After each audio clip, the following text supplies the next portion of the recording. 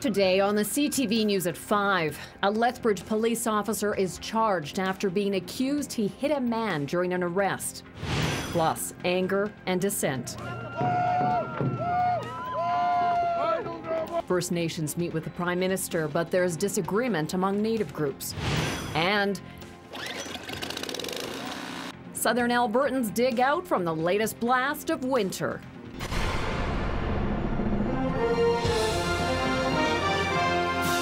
CTV News with Jackie Scantlebury.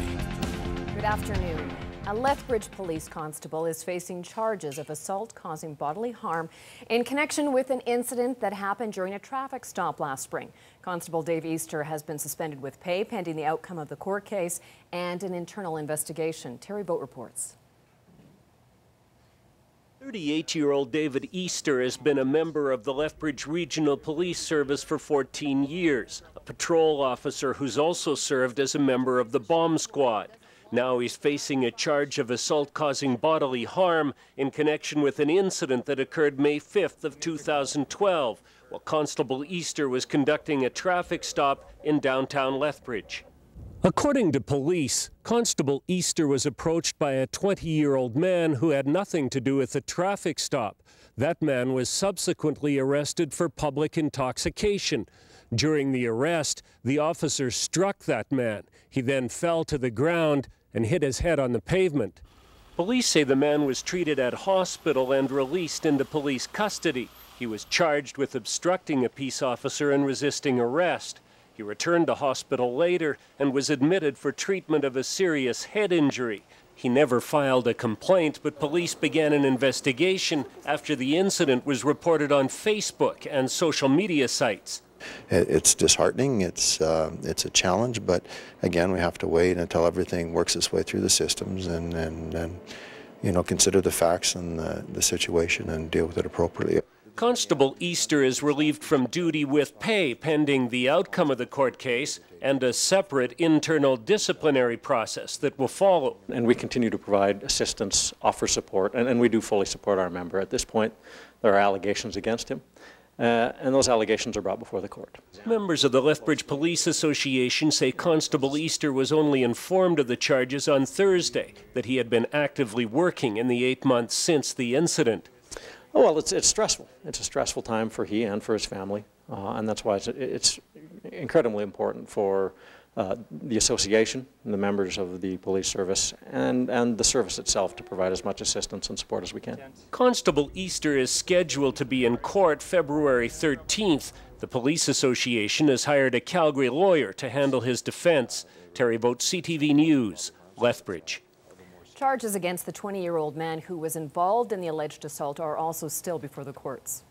And a pregnant 14-year-old Saskatchewan girl who was the focus of an Amber Alert is back home tonight. The family of the 16-year-old boy who disappeared with her Wednesday night took the pair to the Swift Current RCMP detachment last night. It was first believed that her disappearance was part of an alleged abduction, but the boy's mother says it was all just a misunderstanding.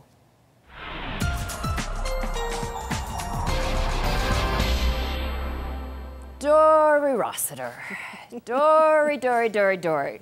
Yeah. How much snow actually fell? Oh, in the Lethbridge region, that's the region, east to west, north to south, the amounts that I've been hearing vary anywhere from 27 to 46 centimeters of snow, depending on where you're located. In the city of Lethbridge, we're averaging it out to around 34 centimeters in total. Remember, we just had the snow starting yesterday morning, Thursday morning, but then we had some very strong impulses that continued during the day. So by the time people finished with the event this morning, they'd probably shoveled their walks and driveways 3 or 4 times. So that's a lot of snow to deal with. But I'll have all the details coming up in a couple of minutes. Thank you, Dory.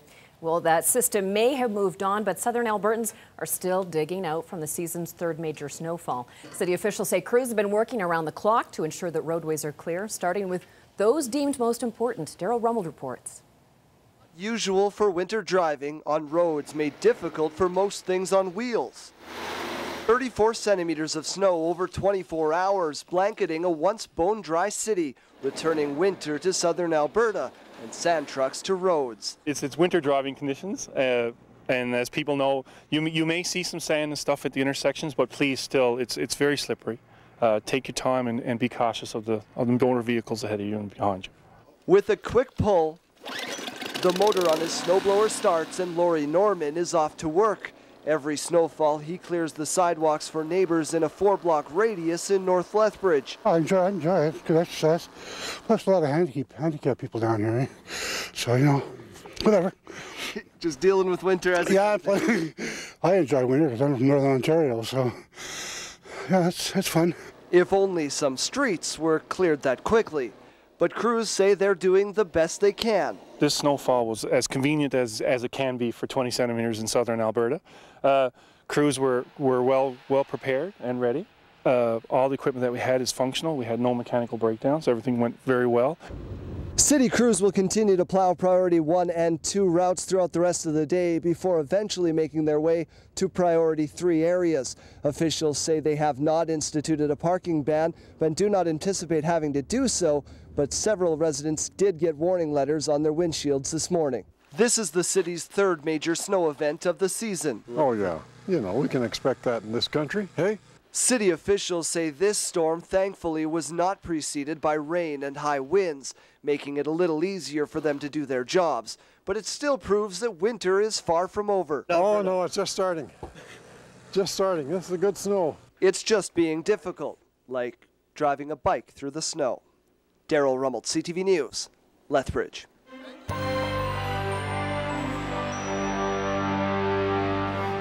A sprawling crowd of First Nations protesters swirled outside the Prime Minister's office in the shadow of the Peace Tower on Parliament Hill today.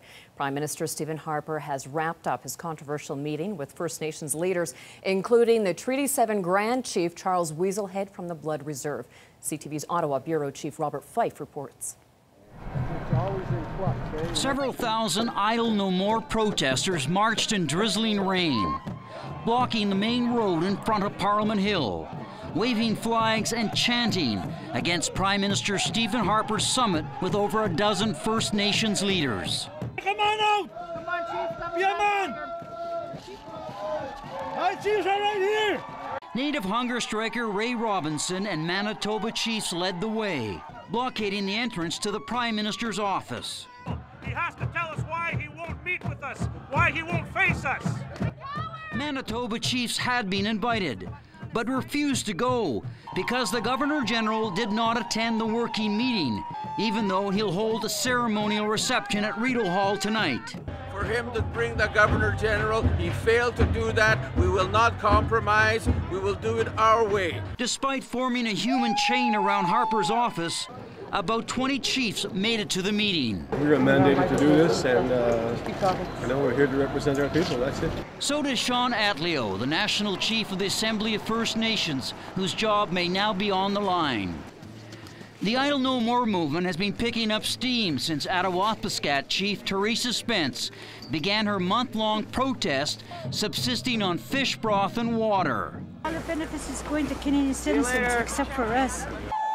Ontario chiefs also boycotted the talks. They vowed to cripple the economy in a day of national protest planned for next Wednesday. Stop the roads, stop the rails, stop the transportation of goods.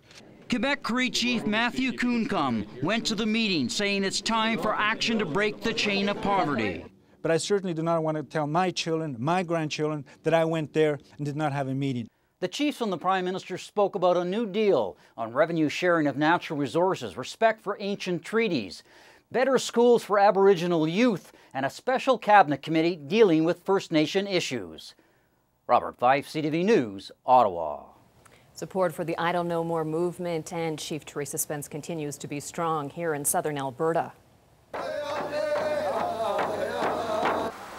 About 50 people marched along Highway 3 today near Brockett. Traffic was reduced to a single lane as supporters demonstrated their support. The protesters say they should have been consulted before the Harper government went ahead with legislation they say affects reserve land and protected waterways. It's not just an Indian thing. I cannot stress this enough. It is not an Indian thing. It's a Canadian issue, and it's a Canadian thing. If you care about our environment, you care about your children, you should be asking questions. Closer to home, nearly 100 people gathered at Galt Gardens this afternoon in Lethbridge to show their support for the Idle No More movement. Organizers say they're happy that support has continued to be strong throughout their campaign from both inside and outside Canada. The group says they'll continue to show their support for Chief Spence and their cause until they get results. Shows that we're all, basically we're in this together and we need each other. We need everybody to come together rather than any kind of divisions. And we know that the government likes to divide and conquer, so to state. So I just think that this is a good show of unity for everybody here, especially in Lethbridge.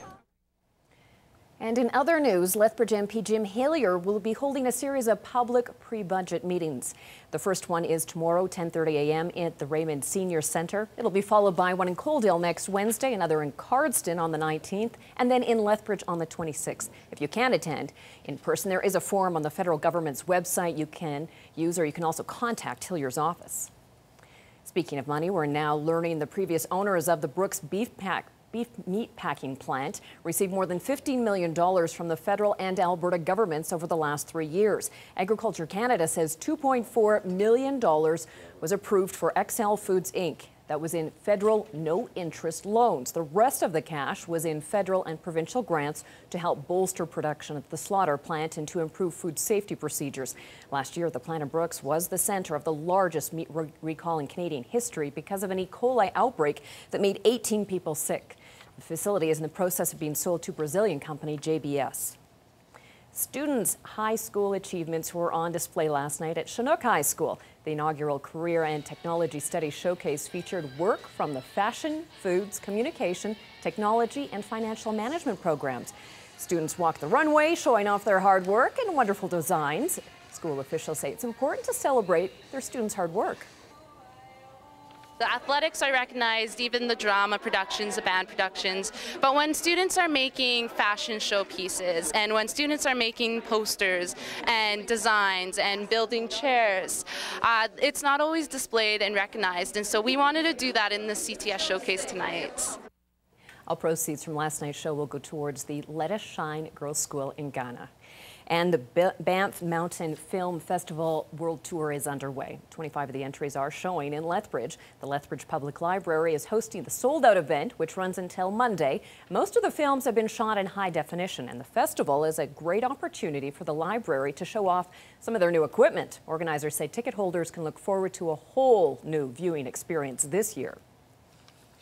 This is state-of-the-art equipment. It's HD. The sound is crazy good. So anybody that has tickets is going to be really impressed. And those that don't have tickets, well, next year.